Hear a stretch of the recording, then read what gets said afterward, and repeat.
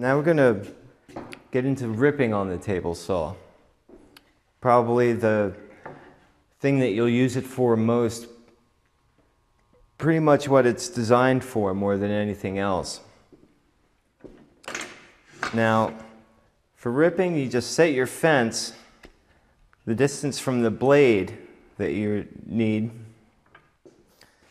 And when you set the blade for height, you want to set it so that the teeth are just coming up above, about halfway between the tip of the tooth and the bottom of the tooth.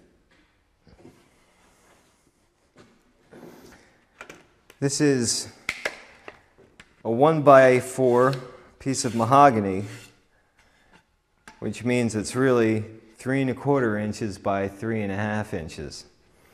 We're going to rip it down to 3 inches.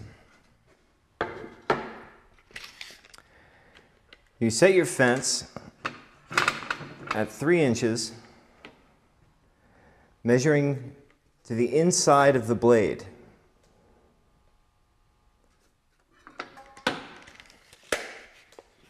So,